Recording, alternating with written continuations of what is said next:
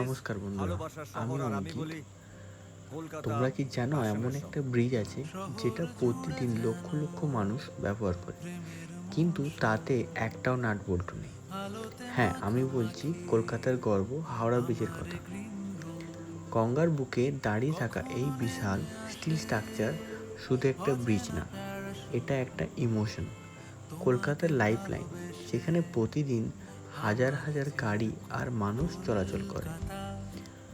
হাওড়া ব্রিজের আসল নাম হলো রবীন্দ্র সেতু। 1943 সালে তৈরি হওয়া এই ব্রিজ তখন ছিল পৃথিবীর তৃতীয় সবচেয়ে বড় ক্যান্টিলিভার ব্রিজ। প্রায় 705 মিটার লম্বা এই ব্রিজে প্রতিদিন 10 লাখেরও বেশি মানুষ পারাপার করে থাকেন। ভাবলে অবাক লাগে। এই ব্রিজ তৈরির ইতিহাসও কিন্তু খুব ইন্টারেস্টিং। ব্রিটিশ আমলে 1874 সালে এখানে একটা পন্টুন ব্রিজ ছিল, কিন্তু বাড়তে থাকা ট্রাফিকের জন্য নতুন ব্রিজের দরকার হয়। তাই 1936 সালে শুরু হয় নতুন ব্রিজের কাজ, আর দ্বিতীয় বিশ্বযুদ্ধের সময় 1943 সালে এটি সম্পূর্ণ হয়। সবচেয়ে অবাক করা ব্যাপার হলো এই ব্রিজ বানাতে ব্যবহার করা হয়েছে প্রায় 26,500 টন স্টিল।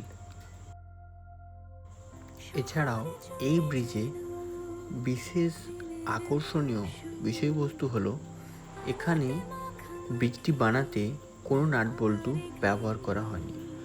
পুরোটি তৈরি হয়েছে রিভেটিং টেকনিক দিয়ে, এবং আজও এটা ভারতের সবচেয়ে ব্যস্ত ব্রিজগুলোর মধ্যে অন্যতম। হাওড়া ব্রিজ শুধু একটা রাস্তা নয়, এটা কলকাতার মানুষের প্রতিদিনের গল্প আর স্মৃতি ও অনুভূতির এক প্রকার অংশ। আজকের দিনে হাওড়া ব্রিজ শুধু ট্রান্সপোর্ট না, এটা একটা ইমোশন। অনেক সিনেমা, ফটোগ্রাফি আর মেমোরিজ এই ব্রিজকে কেন্দ্র করে তৈরি হয়েছে। এই ছিল হাওড়া ব্রিজের সংক্ষিপ্ত উদাহরণ। আপনারা যদি হাওড়া ব্রিজের ওপর দিয়ে কখনো হেঁটেছেন তাহলে অবশ্যই কমেন্টের মাধ্যমে জানাবেন। আর এমন ভিডিও পেতে গেলে আমাদের চ্যানেলটিকে ফলো রাখুন।